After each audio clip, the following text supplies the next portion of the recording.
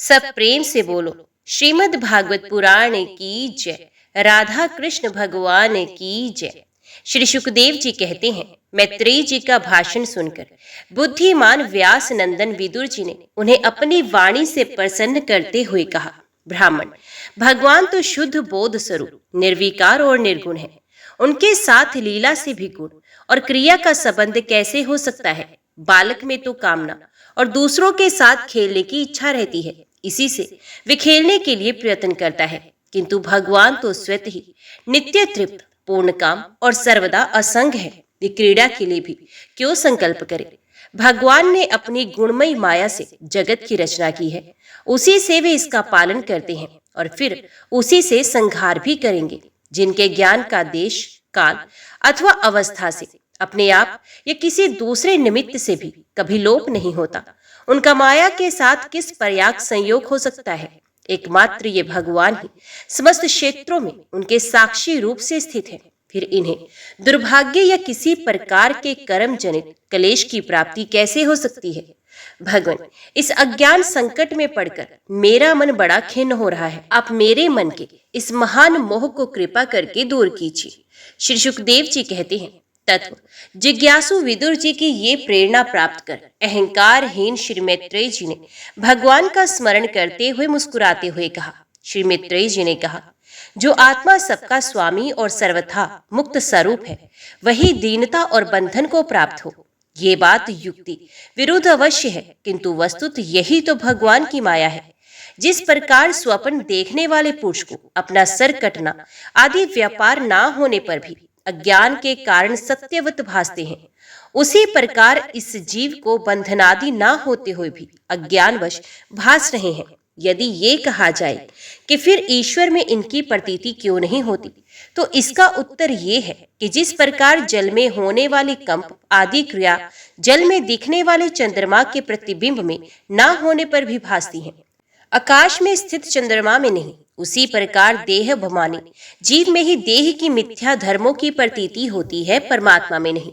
निष्काम भाव से धर्मों का आचरण करने पर भगवत कृपा से प्राप्त हुए भक्ति योग के द्वारा ये प्रतीति धीरे धीरे निर्वृत्त हो जाती है। जिस समय समस्त इंद्रियां विषयों से हटकर साक्षी परमात्मा श्री हरि में निश्चल भाव से स्थित हो जाती हैं, उस समय गाढ़ निद्रा में सोए हुए मनुष्य के समान जीव के राग द्वेषादि सारे कलेश सर्वथा नष्ट हो जाते हैं। श्री कृष्ण के गुणों का वर्णन एवं श्रवण अशेष दुख राशि को शांत कर देता है। फिर यदि हमारे हृदय में उनके चरण कमल की रज के सेवन का प्रेम जग पड़े, तब तो कहना ही क्या।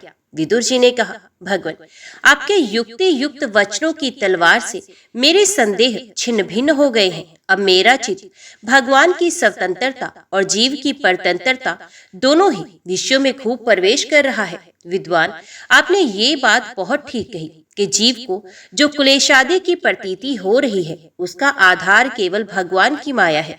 ये क्लेश मिथ्या एवं निर्मूल ही है, क्योंकि इस विश्व का मूल कारण ही माया के अतिरिक्त और कुछ नहीं है। इस संसार में दो ही प्रकार के लोग सुखी हैं, या तो जो अत्यंत मूढ़ अज्ञानग्रस्त हैं, या जो बुद्धि आदि से अतीत श्री भगवान को प्राप्त कर चुके हैं। बीच की श्रेणी के संशयापन लोग तो दुखी भोगते हैं। भगवान, आपकी कृपा से मुझे ये निश्चय हो गया कि ये अनात्म पदार्थ वस्तुत है ही नहीं, केवल प्रतीत ही होते हैं। अब मैं आपके चरणों की सेवा के प्रभाव से उस प्रतीति को भी हटा दूंगा। इन श्री चरणों की सेवा से नित्य सिद्ध भगवान श्री मधुसूदन के चरण कमलों में उत्कट प्रेम और आनंद की बुद्धि होती है, जो आवागमन की ये तरणा का नाश कर देती है। महात्मा लोग भगवत प्राप्ति के साक्षात मार्ग ही होते हैं। उनके यहाँ सर्वदा देव देव श्रीहरि के गुणों का गान होता रहता है। अल्प पुण्य पुरुष को उनकी सेवा का अवसर मिलना अत्यंत कठिन है। भगवान, आपने कहा कि सृष्टि के प्रारंभ में भगवान ने महदादि तत्व और उनके विकारों को रचकर फिर उनके अंशों से विराट को उत्पन्न किया, और इसके पश्चात वे स्वयं उसमें प्रविष्ट हो गए। उन विराट के हजारों पैर, जांघें और बाहें हैं, उन्हीं को वेद और पुरुष कहते हैं। उन्हीं में ये सब लोग विस्तृत रूप से स्थित, उन्हीं में इंद्रिय, विषय और इंद्र अभिमानी देवताओं के सहित 10 प्रकार के प्राणों का, जो इंद्रिय बल, मनोबल और शारीरिक बल रूप से 3 प्रकार के हैं, आपने वर्णन किया है। और उन्हीं से ब्राह्मणादि वर्ण भी उत्पन्न हुए हैं। अब आप मुझे उनके ब्रह्मादि विभूतियों का वर्णन सुनाइए, जिनसे पुत्र, पौत्र, नाती और कुटुंबियों के सहित तरह तरह की प्रजा उत्पन्न हुई और उससे ये सारा ब्रह्मांड भर गया। वे विराट ब्रह्मादि प्रजापतियों का भी प्रभु है। उसने किन किन प्रजापतियों को उत्पन्न किया तथा सर्ग, अनुसर्ग और मनवंतरों के अधिपति मनुओं की भी किस क्रम से रचना की। मैत्रेय जी, उन मनुओं के वंश और वंशधर राजाओं के चरित्रों का, पृथ्वी के ऊपर और नीचे के लोगों तथा भूलोक के विस्तार और स्थिति का भी वर्णन कीजिए तथा ये भी बताइए कि त्रियक, मनुष्य, देवता, सरीसृप और पक्षी तथा जरायुज, स्वेदज, अंडज और उद्भिज, ये 4 प्रकार के प्राणी किस प्रकार उत्पन्न हुए। श्री हरि ने सृष्टि करते समय जगत की उत्पत्ति, स्थिति और संहार के लिए अपने गुण अवतार ब्रह्मा, विष्णु और महादेव रूप से जो कल्याणकारी लीलाएं की, उनका भी वर्णन कीजिए। वेश, आचरण और स्वभाव के अनुसार वर्ण आश्रम का विभाग, ऋषियों के जन्म कर्मादि, वेदों का विभाग, यज्ञों का विस्तार, योग का मार्ग, ज्ञान मार्ग और उसका साधन, सांख्य मार्ग तथा भगवान के कहे हुए नारद पांचरात्र आदि तंत्र शास्त्र, विभिन्न पाखंड मार्गों के प्रचार से होने वाली विषमता, नीच वर्ण के पुरुष से उच्च वर्ण की स्त्री में होने वाली संतानों के प्रकार तथा भिन्न भिन्न गुण और कर्मों के कारण जीव की जैसी और जितनी गतियां होती हैं, वे सब हमें सुनाइए। ब्राह्मण धर्म, अर्थ, काम और मोक्ष की प्राप्ति के परस्पर अविरोधी साधनों का, वाणिज्य, दंड नीति और शास्त्र श्रवण की विधियों का, श्राद्ध की विधि का, पितृगणों की सृष्टि तथा काल चक्र का, में ग्रह, नक्षत्र और तारागण की स्थिति का भी अलग अलग वर्णन कीजिए। दान, तप तथा इष्ट और पूर्त कर्मों का क्या फल है। प्रवास और आपत्ति के समय मनुष्य का क्या धर्म होता है। निष्पाप मैत्रेय जी, धर्म के मूल कारण श्री जनार्दन भगवान किस आचरण से संतुष्ट होते हैं और किन पर अनुग्रह करते हैं, ये वर्णन कीजिए। द्विजवर, दीन वत्सल गुरुजन अपने अनुगत शिष्यों और पुत्रों को बिना पूछे भी उनके हित की बात बतला देते हैं। भगवान, उन महदादी तत्वों का परलय कितनी प्रकार का है तथा जब भगवान योग निद्रा में शयन करते हैं तब उनमें से कौन कौन से तत्व उनकी सेवा करते हैं और कौन उनमें लीन हो जाते हैं। जीव का तत्व, परमेश्वर का स्वरूप, उपनिषद प्रतिपादित ज्ञान तथा गुरु और शिष्य का पारस्परिक प्रयोजन क्या है। पवित्र आत्मन विद्वानों ने उस ज्ञान की प्राप्ति के क्या क्या उपाय बताए हैं, क्योंकि मनुष्यों को ज्ञान, भक्ति अथवा वैराग्य की प्राप्ति अपने आप तो हो ही नहीं सकती। ब्राह्मण, माया मोह के कारण मेरी विचार दृष्टि नष्ट हो गई है, मैं अज्ञ हूँ, अब मेरे परम सुहृद हैं, अत श्री हरि लीला का ज्ञान प्राप्त करने की इच्छा से मैंने जो प्रश्न किए हैं उनका उत्तर मुझे दीजिए। पुण्यमय मैत्रेय जी, भगवत तत्व के उपदेश द्वारा जीव को जन्म मृत्यु से छुड़ाकर उसे अभय कर देने में जो पुण्य होता है, समस्त वेदों के अध्ययन, यज्ञ, तपस्या और दान आदि से होने वाला पुण्य उस पुण्य के 16वें अंश के बराबर भी नहीं हो सकता है। राजन, जब कुरुश्रेष्ठ विदुर जी ने मुनिवर मैत्रेय जी से इस प्रकार पुराण विषयक प्रश्न किए, तब भगवतचर्या के लिए प्रेरित किए जाने के कारण वे बड़े प्रसन्न और मुस्कुराकर उनसे कहने लगे, विदुर जी, अब भगवत भक्तों में प्रधान लोकपाल यमराज ही हैं। आपके पूर्ववंश में जन्म लेने के कारण वे वंश साधु पुरुषों के लिए भी सेव्य हो गया है। धन्य है, आप निरंतर पद पद पर श्री हरि की कीर्ति में माला को नित्य नूतन बना रहे हैं। अब मैं शूद्र विषय सुख की कामना से महान दुख का मोल लेने वाले पुरुषों की दुख निवृत्ति के लिए श्रीमद् भागवत पुराण प्रारंभ करता हूँ, जिसे स्वयं श्री संघर्षण भगवान ने सनकादि ऋषियों को सुनाया था। अखंड ज्ञान संपन्न आदि देव भगवान संघर्षण पाताल लोक में विराजमान थे। सनंत कुमार आदि ऋषियों ने परम पुरुषोत्तम ब्रह्म का तत्व जानने के लिए उनसे प्रश्न किया। उस समय शेष जी अपने आश्रय स्वरूप उन परमात्मा की मानसिक पूजा कर रहे थे, जिनका वेद वासुदेव के नाम से निरूपण करते हैं। उनके कमल कोश सरीखे नेत्र बंद थे। प्रश्न करने पर सनंत कुमार आदि ज्ञानी जनों के आनंद के लिए उन्होंने अध खुले नेत्रों से देखा। सनंत कुमार आदि ऋषियों ने मंदाकिनी के जल से भीगे अपने जटा समूह से उनके चरणों की चौकी के रूप में स्थित कमल का स्पर्श किया, जिसकी नागराज कुमारियां अभिलषित वर की प्राप्ति के लिए प्रेम पूर्वक अनेकों उपहार सामग्रियों से पूजा करती हैं। सनंत कुमार आदि उनकी लीला के मर्मज्ञ हैं। उन्होंने बार बार प्रेम प्रेम गदगद वाणी से उनकी लीला का गान किया। उसमें शेष भगवान ने उठे हुए सहस्रों फण किरीटों की सहस्र सहस्र श्रेष्ठ मणियों की छिटकती हुई रश्मियों से जगमगा रहे थे। भगवान संगर्षण ने निर्वृत्ति परायण सनत कुमार जी को ये भागवत सुनाया तथा ऐसा प्रसिद्ध है। सनत कुमार जी ने फिर इसे परम व्रतशील सांख्यापन मुनि को उनके प्रश्न करने पर सुनाया। परमहंसों में प्रधान श्री सांख्यापन जी को जब भगवान की विभूतियों का वर्णन करने की इच्छा हुई तब उन्होंने इसे अपने अनुगत शिष्य हमारे गुरु श्री प्राशर जी को और बृहस्पति जी को सुनाया। इसके पश्चात परम दयालु प्राशर जी ने कुलसत्य मुनि के कहने से व्याधि पुराण मुझसे कहा, वत श्रद्धालु और सदा अनुगत देखकर अब वही पुराण मैं तुम्हें सुनाता हूँ। सृष्टि के पूर्व ये संपूर्ण विश्व जल में डूबा हुआ था। उस समय एकमात्र श्री नारायण देव शेष शैया पर पौड़े हुए थे। वे अपनी ज्ञान शक्ति को अशोषण रखते हुए ही योग निद्रा का आश्रय ले अपने नेत्र मूंदे हुए थे। सृष्टि क्रम से अवकाश लेकर आत्मा आनंद में मगन थे। उनमें किसी भी क्रिया का उन्मेष नहीं था। जिस प्रकार अग्नि अपनी दाहिका आदि शक्तियों को छिपाए हुए काष्ठ में व्याप्त रहता है, उसी प्रकार श्री भगवान ने संपूर्ण प्राणियों के सूक्ष्म शरीरों को अपने शरीर में लीन करके अपने आधारभूत उस जल में शयन किया। उन्हें सृष्टि काल आने पर पुनः जगाने के लिए केवल काल शक्ति को जागृत रखा। इस प्रकार अपने सर्वभूता चित्त शक्ति के साथ एक सहस्त्र चतुर्युग पर्यंत जल में शयन करने के अनंतर जब उन्हीं के द्वारा नियुक्त उनको काल शक्ति ने उन्हें जीवों के कर्मों की प्रवृत्ति के लिए प्रेरित किया, तब उन्होंने अपने शरीर में लीन हुए अनंत लोक को देखे। जिस समय भगवान की दृष्टि अपने में ही निहित लिंग शरीरादि सूक्ष्म तत्व पर पड़ी, तब वे कालाश्रित रजोगुण से शुभित होकर सृष्टि रचना के निमित्त उनके नाभि देश से बाहर निकला। कर्म शक्ति को जागृत करने वाले काल के द्वारा विष्णु भगवान की नाभि से प्रकट हुआ। वे सूक्ष्म तत्व कमलकोश के रूप में सहसा ऊपर उठा और उसने सूर्य के समान अपने तेज से उस अपार जल राशि को देदीप्यमान किया।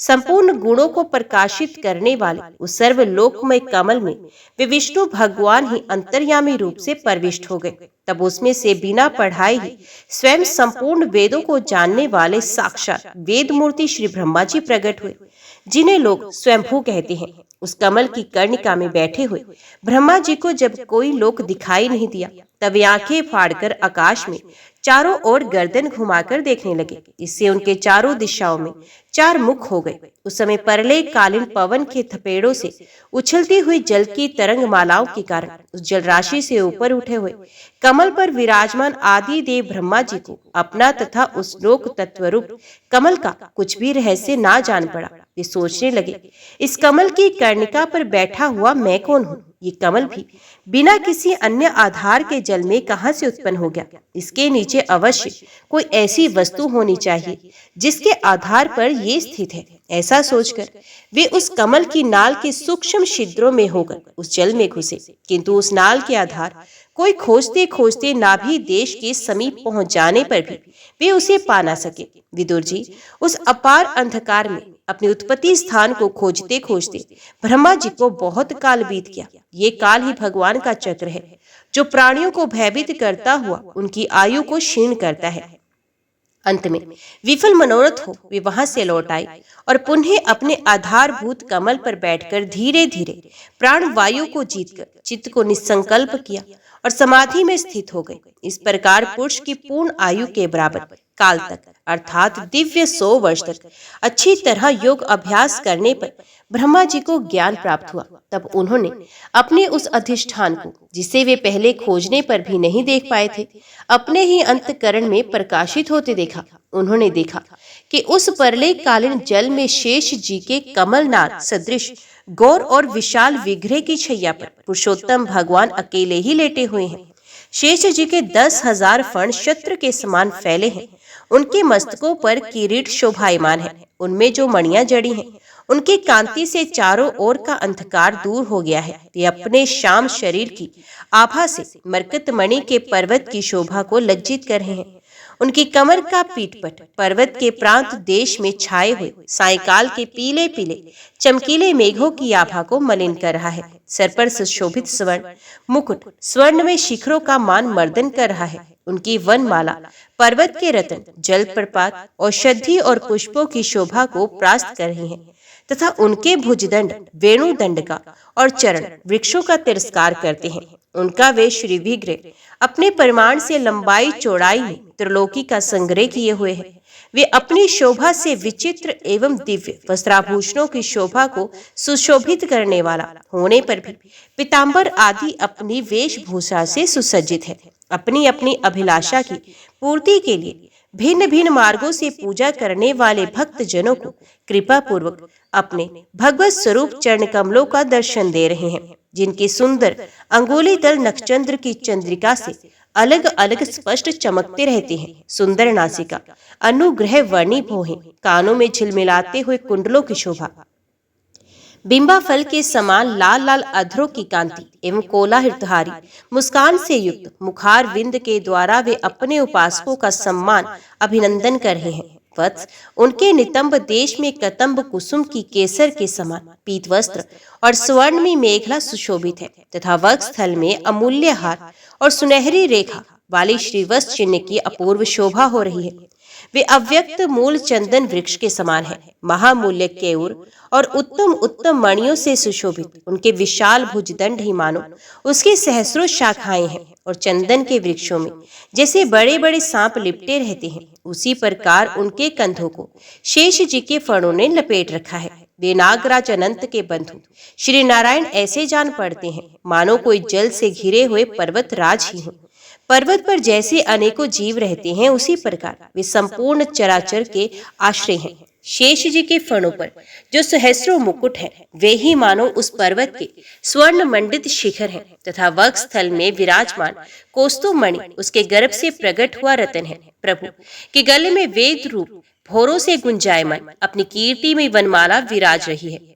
सूर्य चंद्र वायु और अग्नि आदि देवताओं को भी आप तक पहुंच नहीं है तथा त्रिभुवन में बेरोक टोक विचरण करने वाले सुदर्शन चक्र आदि आयुध भी प्रभु के आसपास ही घूमते रहते हैं। उनके लिए भी आप अत्यंत दुर्लभ है। तब विश्व रचना की इच्छा वाले लोक विधाता ब्रह्मा जी ने भगवान के नाभि सरोवर से प्रकट हुआ वे कमल, जल, आकाश, वायु और अपना शरीर, केवल ये 5 ही पदार्थ देखे, इसके सिवा और कुछ दिखाई नहीं दिया। रजोगुण से व्याप्त ब्रह्मा जी की प्रजा की रचना करना चाहते थे। जब उन्होंने सृष्टि के कारण रूप केवल ये 5 ही पदार्थ देखे, तब लोक रचना के लिए उत्सुक होने के कारण वे अचिंत्य गति श्रीहरि से चित्त लगाकर उन परम पूजनीय प्रभु की स्तुति करने लगे। ब्रह्मा जी ने कहा, आज बहुत समय के बाद मैं आपको जान सका हूँ। अहो, कैसे दुर्भाग्य की बात है कि देहधारी जीव आपके स्वरूप को नहीं जान पाते। भगवान, आपके सिवा और कोई वस्तु नहीं है।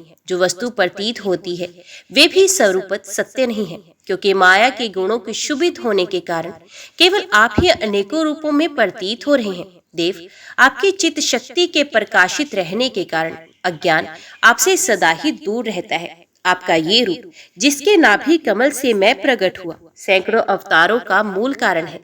इसे आपने सत्पुरुषों पर कृपा करने के लिए ही पहल प्रकट किया है। परमात्मन, आपका जो आनंद मात्र भेद रहित अखंड तेजोमय स्वरूप है, उसे मैं इससे भिन्न समझता हूँ। इसलिए मैंने विश्व की रचना करने वाले होने पर भी विश्वातीत आपके इस अद्वितीय रूप की ही शरण ली है। यही संपूर्ण भूत और इंद्रियों का भी अधिष्ठान है। हे विश्व कल्याण में मैं आपका उपासक हूँ। आपने मेरे हित के लिए ही मुझे ध्यान में अपना ये रूप दिखाया था। जो पापात्मा विषयासक्त जीव हैं, वे ही इसका अनादर करते हैं। मैं तो आपको इसी रूप में बार बार नमस्कार करता हूँ। मेरे स्वामी, जो लोग वेद रूप वायु से लाई हुई आपके चरण रूप कमलकोश की गंध को अपने कर्णपुटों से ग्रहण करते हैं, उन अपने भक्तजनों के हृदय कमल से आप कभी दूर नहीं होते, क्योंकि वे पराभक्ति रूप डोरी से आपके पाद पद्मों को बांध लेते हैं। जब तक पुरुष आपके अभिप्रद चरणार विंदों का आश्रय नहीं लेता, तभी तक उसे धन, घर और बंधु जनों के कारण प्राप्त होने वाले भय, शोक, लालसा, दीनता और अत्यंत लोभ आदि सताते हैं, और तभी तक उसे मैं मेरेपन का दुराग्रह रहता है, जो दुख का एकमात्र कारण है। जो लोग सब प्रकार के अमंगलों को नष्ट करने वाले आपके श्रवण कीर्तन आदि प्रसंगों से इंद्रियों को हटाकर लेश मात्र विषय सुख के लिए दीन और मन ही मन लालायित होकर निरंतर दुष्कर्मों में लगे रहते हैं, उन बेचारों की बुद्धि देव ने हर ली है। अच्युत उरुक्रम, इस प्रजा को भूख प्यास वात पित्त कफ सर्दी गर्मी हवा और वर्षा से परस्पर एक दूसरे से तथा कामअग्नि और दुस्सह क्रोध से बार बार कष्ट उठाते देखकर मेरा मन बड़ा खिन्न होता है। स्वामी, जब तक मनुष्य इंद्रिय और विषय रूपी माया के प्रभाव से आपसे अपने को भिन्न देखता है, तब तक उसके लिए संसार चक्र की निवृत्ति नहीं होती। यद्यपि ये मिथ्या है, तथापि कर्मफल भोग का क्षेत्र होने के कारण उसे नाना प्रकार के दुखों में डालता रहता है। देव, औरों की तो बात ही क्या, जो साक्षात मुनि है वे भी यदि आपके कथा प्रसंग से विमुख रहते हैं तो उन्हें संसार में फंसना पड़ता है। वे दिन में अनेक प्रकार के व्यापारों के कारण विक्षिप्त चित्त रहते हैं, रात्रि में निद्रा में अचेत पड़े रहते हैं। उस समय भी तरह तरह के मनोरथों के कारण क्षण क्षण में उनकी नींद टूटती रहती है तथा देववश उनकी अर्थ सिद्धि के साधन उद्योग भी विफल होते रहते हैं। नाथ, आपका मार्ग केवल गुण श्रवण से ही जाना जाता है। आप निश्चय ही मनुष्यों के भक्ति योग के द्वारा परिशुद्ध हुए हृदय कमल में निवास करते हैं। पुण्य श्लोक प्रभु, आपके भक्तजन जिस जिस भावना से आपका चिंतन करते हैं, उन साधु पुरुषों पर अनुग्रह करने के लिए आप वही वही रूप धारण करते हैं। भगवान, आप एक है तथा संपूर्ण प्राणियों के अंतकरण में स्थित उनके परम हितकारी अंतरात्मा है। इसलिए यदि देवता लोग भी हृदय में तरह तरह की कामनाएं रखकर भांति भांति की विपुल सामग्रियों से आपका पूजन करते हैं, तो उससे आप उतने प्रसन्न नहीं होते जितने सब प्राणियों पर दया करने से होते हैं। किंतु वे सर्वभूत दया असत्य पुरुषों को अत्यंत दुर्लभ है। जो कर्म आपको अर्पण कर दिया जाता है उसका कभी नाश नहीं होता, वे अक्षय हो जाता है। अथ नाना प्रकार के कर्म, यज्ञ दान कठिन तपस्या और व्रत आदि के द्वारा आपकी प्रसन्नता प्राप्त करना ही मनुष्य का सबसे बड़ा कर्म फल है। क्योंकि आपकी प्रसन्नता होने पर ऐसा कौन सा फल है जो सुलभ नहीं हो जाता। आप सर्वदा अपने स्वरूप के प्रकाश से ही प्राणियों से भेद भ्रम रूप अंधकार का नाश करते रहते हैं तथा ज्ञान के अधिष्ठान साक्षात परम पुरुष है। मैं आपको नमस्कार करता हूँ। संसार की उत्पत्ति स्थिति और संहार के निमित्त से जो माया की लीला होती है वे आपका ही खेल है। अतः आप परमेश्वर को मैं बार बार नमस्कार करता हूँ। जो लोग प्राण त्याग करते समय आपके अवतार गुण और कर्मों को सूचित करने वाले देवकी नंदन, जनार्दन, कंस के नंदन आदि नामों का विवश होकर भी उच्चारण करते हैं, वे अनेकों जन्मों के पापों से तत्काल छूटकर मायादी आवरण से रहित ब्रह्मपद को प्राप्त करते हैं। आप नित्य जन्मा है, मैं आपकी शरण लेता हूँ। भगवान, इस विश्व वृक्ष के रूप में आप ही विराजमान हैं। आप ही अपनी मूल प्रकृति को स्वीकार करके जगत की उत्पत्ति स्थिति और प्रलय के लिए मेरे अपने और महादेव जी के रूप में 3 प्रधान शाखाओं में विभक्त हुए हैं और फिर प्रजापति एवं मनु आदि शाखा प्रशाखाओं के रूप में फैलकर बहुत विस्तृत हो गए हैं। मैं आपको नमस्कार करता हूँ। भगवान, आपने अपनी आराधना को ही लोगों के लिए कल्याणकारी सब धर्म बताया है, किंतु ये इस ओर से उदासीन रहकर सर्वदा विपरीत कर्मों में लगे रहते हैं। ऐसी परमार्थ की अवस्था में पड़े हुए इस जीवों की जीवन आशा को जो सदा सावधान रहकर बड़ी शीघ्रता से काटता रहता है, वे बलवान काल भी आपका ही रूप है। मैं उसे नमस्कार करता हूँ। यद्यपि मैं सत्यलोक का अधिष्ठाता हूँ, जो 2 प्रार्थ पर्यंत रहने वाला और समस्त लोकों का वंदनीय है, तो भी आपके उस काल रूप से डरता रहता हूँ। उससे बचने और आपको प्राप्त करने के लिए ही मैंने बहुत समय तक तपस्या की। आप ही अधियज्ञ रूप से मेरी इस तपस्या के साक्षी हैं। मैं आपको नमस्कार करता हूँ। आप पूर्ण काम है, आपको किस विषय सुख की इच्छा नहीं है, तो भी आप अपनी अपनी बनाई हुई धर्म मर्यादा की रक्षा के लिए पशु पक्षी मनुष्य और देवता आदि जीव योनियों में अपनी ही इच्छा से शरीर धारण कर अनेकों लीलाएं की हैं। ऐसे आप पुरुषोत्तम भगवान को मैं नमस्कार करता हूँ। प्रभु, आप अविद्या, अस्मिता, राग, द्वेष और अभिनिवेश पांचों में से किसी की भी अधीन नहीं है। तथापि इस समय जो सारे संसार को अपने उदर में लीन कर भयंकर तरंग मालाओं से विशुद्ध परलय कालीन जल में अनंत श्री विग्रह की कोमल शैया पर शयन कर रहे हैं, वे पूर्व कल्प की कर्म परंपरा से श्रमित हुए जीवों को विश्राम देने के लिए है। आपके नाभि कमल रूप भवन से मेरा जन्म हुआ। ये संपूर्ण विश्व आपके उदर में समाया है। आपकी कृपा से ही मैं त्रिलोकी की रचना रूप उपकारों में प्रवृत्त हुआ हूँ। इस समय योग निद्रा का अंत हो जाने के कारण आपके नेत्र कमल विकसित हो रहे हैं। आपको मेरा नमस्कार है। आप संपूर्ण जगत के एकमात्र सुहृद और आत्मा है तथा शरणागतों पर कृपा करने वाले हैं। अतः अपने जिस ज्ञान और ऐश्वर्य से आप विश्व को आनंदित करते हैं, उसी से मेरी बुद्धि को भी युक्त करें, जिससे मैं पूर्व कल्प के समान इस समय भी जगत की रचना कर सकूं। आप भगवत गुरु हैं। अपनी शक्ति लक्ष्मी जी के सहत अनेकों गुण अवतार लेकर अब जो अद्भुत कर्म करेंगे, मेरा ये जगत की रचना करने का उद्यम भी उन्हीं से एक है। अतः इसे रचते समय आप मेरे चित्त को प्रेरित करें, शक्ति प्रदान करें, जिससे मैं सृष्टि रचना विषयक अभ्यामान रूप मल से दूर रह सकूं। प्रभु, इस प्रलय कालीन जल में शयन करते हुए आप अनंत शक्ति परम पुरुष के नाभि कमल से मेरा प्रादुर्भाव हुआ है और मैं हूँ भी आपकी विज्ञान शक्ति। अत इस जगत के विचित्र रूप का विस्तार करते समय आपकी कृपा से मेरी वेद रूप वाणी का उच्चारण लुप्त ना हो।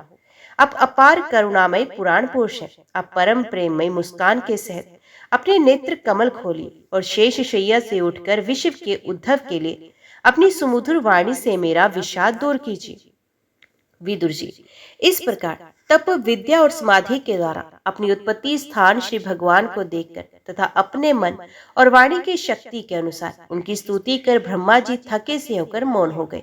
श्री मधुसूदन भगवान ने देखा कि ब्रह्मा जी इस परले जल राशि से बहुत घबराए हुए हैं तथा लोक रचना के विषय में कोई निश्चित विचार न होने के कारण उनका चित्त बहुत खिन्न है। तब उनके अभिप्राय को जानकर वे अपनी गंभीर वाणी से उनका खेद शांत करते हुए कहने लगे, वेद ग्रभ, तुम विषाद के वशीभूत हो, आलस्य न करो, सृष्टि रचना के उद्यम में तत्पर हो जाओ। तुम मुझसे जो कुछ चाहते हो उसे तो मैं पहले ही कर चुका हूँ। तुम एक बार फिर तप करो और फिर भागवत ज्ञान का अनुष्ठान करो। उनके द्वारा तुम सब लोगों को स्पष्टता और अपने अंतकरण में देखो। फिर भक्ति युक्त और समाहित चित्त होकर तो संपूर्ण लोक और अपने में मुझको व्याप्त देखोगे तथा मुझ में संपूर्ण लोक और अपने आप को देखोगे। जिस समय जीव काष्ठ में व्याप्त अग्नि के समान समस्त भूतों में मुझे ही स्थित देखता है, उसी समय वे अपने अज्ञान रूप मल से मुक्त हो जाता है। जब वे अपने को भूत, इंद्रिय, गुण और अंतकरण से रह तथा स्वरूपत मुझसे अभिन्न देखता है, तब मोक्ष पद प्राप्त कर लेता है। ब्रह्मा जी, नाना प्रकार के कर्म संस्कारों के अनुसार अनेक प्रकार की जीव सृष्टि को रचने की इच्छा होने पर भी तुम्हारा चित्त मोहित नहीं होता। ये मेरा अतिशय कृपा का फल है। तुम सबसे पहले मंत्र दृष्टा हो। प्रजा उत्पन्न करते समय भी तुम्हारा मन मुझ में ही लगा रहता है। इसी से पाप में रजोगुण तुमको बांध नहीं पाता। तुम मुझे भूत, इंद्रिय, गुण और अंतकरण से रहस्य समझते हो। इससे जान पड़ता है कि यद्यपि देहधारी जीवों को मेरा ज्ञान होना बहुत कठिन है, तथापि तुमने मुझे ज्ञान लिया, जान लिया।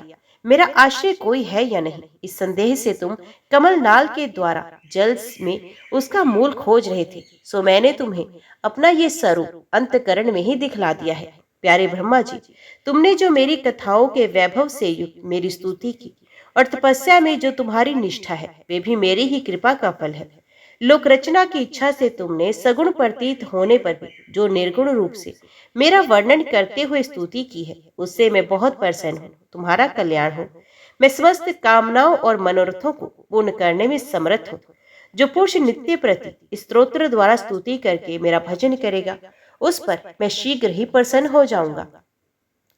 तत्ववेत्ताओं का मत है कि पूर्व तप, यज्ञ, दान, योग और समाधि आदि साधनों से प्राप्त होने वाला जो परम कल्याण में फल है, वे मेरी प्रसन्नता ही है। विधाता, मैं आत्माओं का भी आत्मा और स्त्री पुत्रादि प्रियों का भी प्रिय हूँ। देहादि भी मेरे लिए प्रिय है, अतः मुझसे ही प्रेम करना चाहिए। ब्रह्मा जी, त्रिलोकी को तथा जो प्रजा इस समय मुझ में लीन है, उसे तुम पूर्व कल्प के समान मुझसे उत्पन्न हुए अपने सर्वदेवमय स्वरूप से स्वयं ही रचो। श्री मैत्रेयी जी कहते हैं, प्रकृति और पुरुष के स्वामी कमलनाभ भगवान सृष्टि करता ब्रह्मा जी को इस प्रकार जगत की अभिव्यक्ति करवाकर अपने उस नारायण रूप से अदृश्य हो गए।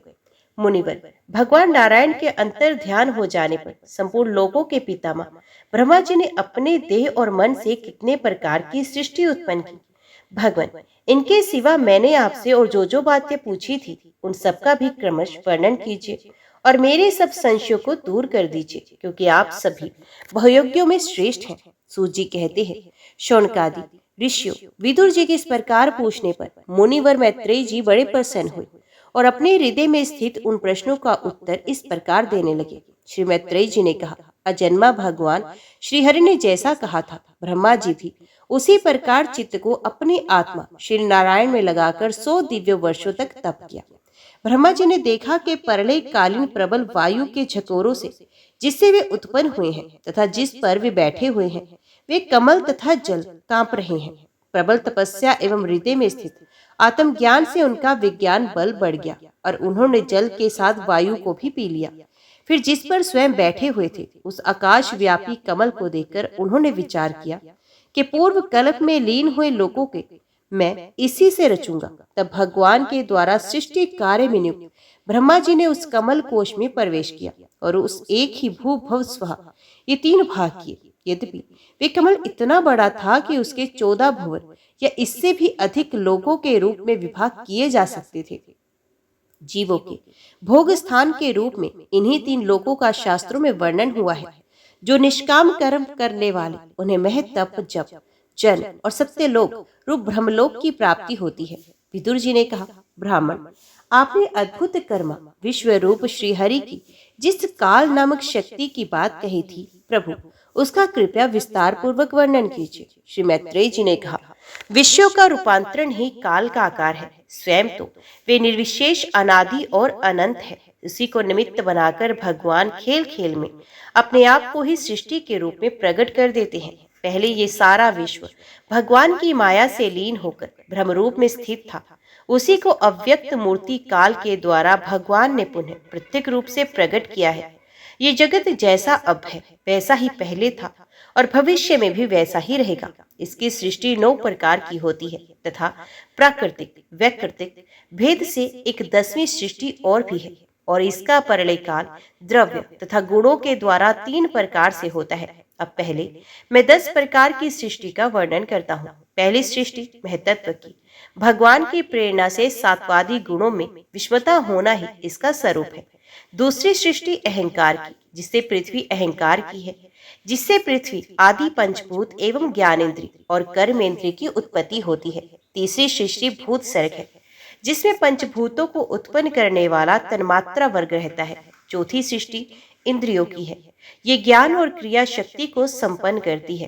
पांचवी सृष्टि सात्विक अहंकार से उत्पन्न हुए इंद्रियात्मा देवताओं की है। मन भी इसी सृष्टि के अंतर्गत आता है। छठी सृष्टि अविद्या की, इसमें तामिस्त्र, अंधतामिस्त्र, तम, मोह और महामोह ये 5 गांठें हैं। ये जीवों की बुद्धि का आवरण और विक्षेप करने वाली है। ये 6 प्राकृतिक सृष्टियां हैं। अब वैकृतिक सृष्टियों का भी वर्णन सुनो, जो भगवान अपना चिंतन करने वालों के समस्त दुखों को हर लेते हैं। ये सारी लीला उन्हीं श्रीहरि की है। यही ब्रह्मा के रूप में रजोगुण को स्वीकार करके जगत की रचना करते हैं।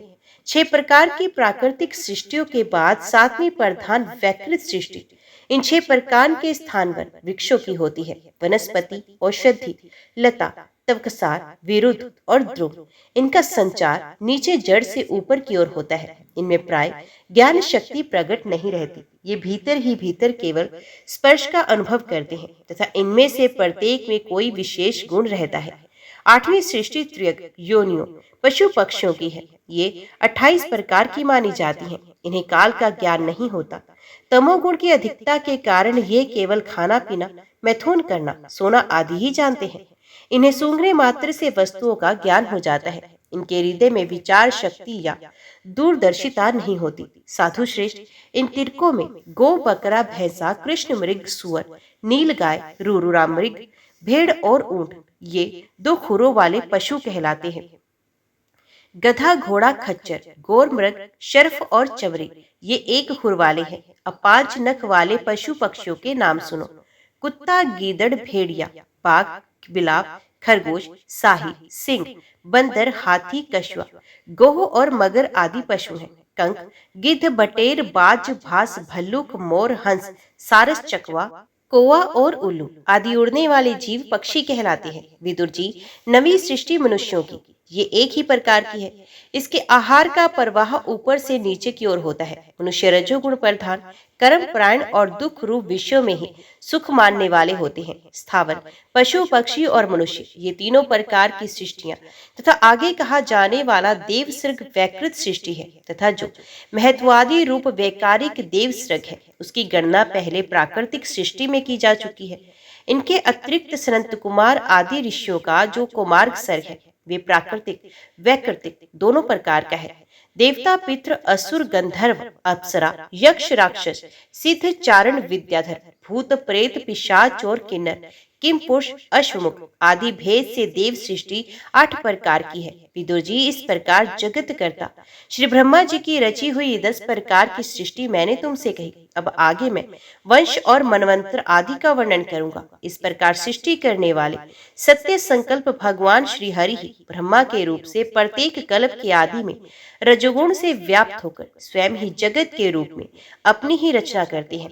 ओम नमो भगवते वासुदेवाय नमः। जय श्री राधे कृष्णा। आज की वीडियो में इतना ही। उम्मीद करती हूँ वीडियो आपको पसंद आई होगी। वीडियो पसंद आई हो तो वीडियो को लाइक और चैनल को सब्सक्राइब जरूर कीजिएगा। जय श्री हरि लिखकर कमेंट बॉक्स में अपनी हाजिरी और अपने सुझाव देना ना भूलेगा। तो मिलते हैं अगली कथा अगली वीडियो के साथ। तब तक के लिए देखते व सुनते रहिए। जय मां कंजक, जय माता दी।